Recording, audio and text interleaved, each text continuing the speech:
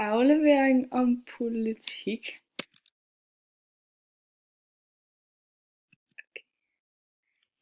En politisk ideologi er et sæt af antagelser og vurderinger, som kan bruges til at forsvare eller kritisere et politisk system.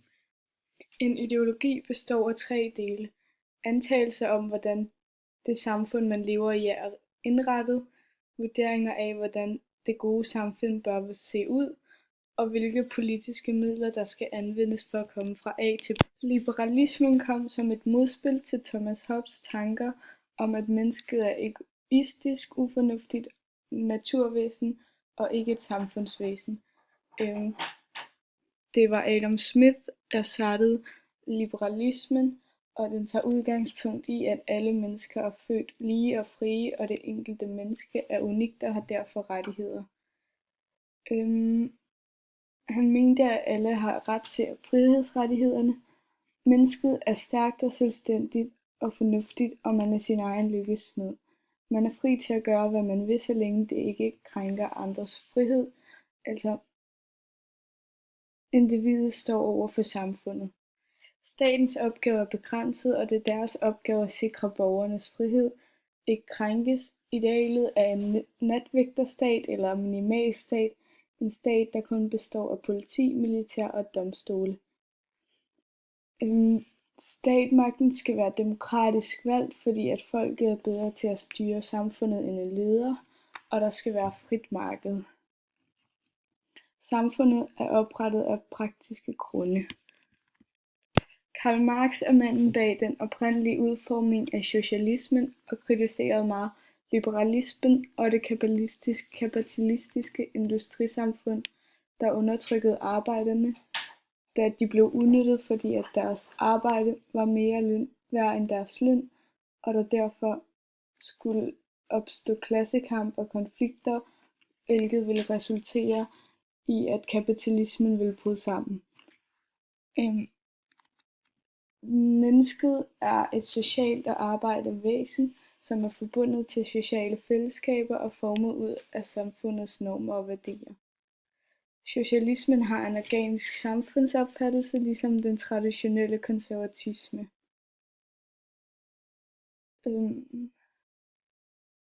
Det er staten, der ejer virksomhederne, og arbejderne selv, som styrer disse virksomheder. Konflikten i det kapitalistiske samfund ophæves, da lønnen bliver fordelt efter arbejdsindsats i stedet for ejerskab. Socialismen forbindes med sætningen enhver yder efter evne og nyder efter behov. Et centralt begreb er solidaritet. Staten skal være stor og stærk og overtage ejerskabet af virksomheder og forsøge at skabe lighed og velstand for alle borgere. Edmund Burke er betegnet som konservatismens far og var kritisk over for liberalismens meget optimistiske tro på at menneskets fornuft og frie valg. Konservatismen mener, at mennesket har en begrænset fornuft og derfor kan begå fejl. Vi er dog udstyret med forskellige intellektuelle forudsætninger. Kerneopfattelsen er, at vi skal lære af tidligere generationers viden og erfaring og bevare værdier, der ligger i vores kultur og tradition. Der skal skabes et stabilt, harmonisk og fredeligt samfund. Samfundet opfattes som en organisme, altså alle borgere har en betydning for samfundet fungerer. Dog er det ikke alle, der er lige vigtige. Der er nemlig et naturligt hierarki i samfundet, hvor Gud er øverst, derefter kongen, præsten, adlerne osv. Det traditionelle konservatisme forbindes ofte med ordene Gud, kongen og fædreland.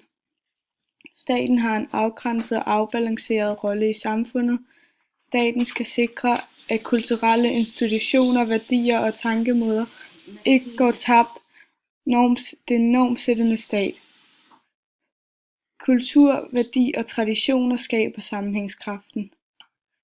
Der skal værnes om ejendomsretten og være frit marked, som staten dog godt må regulere. De sidste 50 år har forholdet mellem vælger og parti ændret sig meget. Det er gået fra at være et samfund, hvor man stemte ud fra sin egen og ens families klasse i samfundet. For eksempel vil en arbejder stemme på et parti af samme klasse.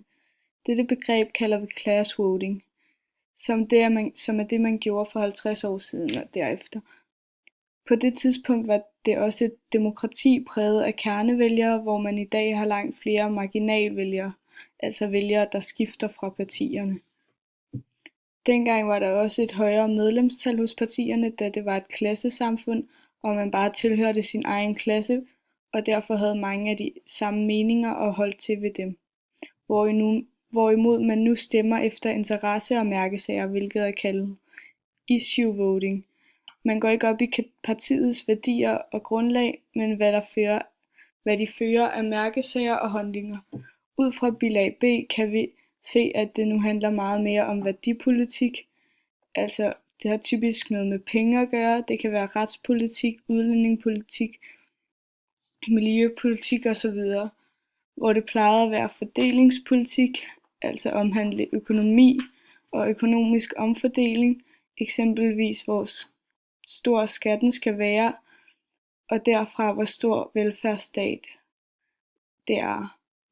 Herunder omfanget af overførselsindkomster som SU, kontanthjælp, pension, dagpenge osv. Dette er nok forårsaget af de samfundsændringer, der er sket igennem de sidste 50 år. I forhold til samfundsændringerne har partierne også rykket sig. Dette har medført, at vælgere, der føler sig hjemløse, især eftersom hvad vi kan se i bilag B, at den sydøstlige hjørne er tom for partier. En ændring i samfundet er for eksempel arbejdsløsheden. Arbejdsløsheden har igennem årene gået op og ned, især i 1981 var der dårlige tider, økonomien var dårlig og arbejdsløsheden var særdeles høj. Tilbage i 1973 og 2007 var arbejdsløsheden lavest. Bilag A viser også under punkt 7, at der for 50 år siden var indvandring slet ikke et emne.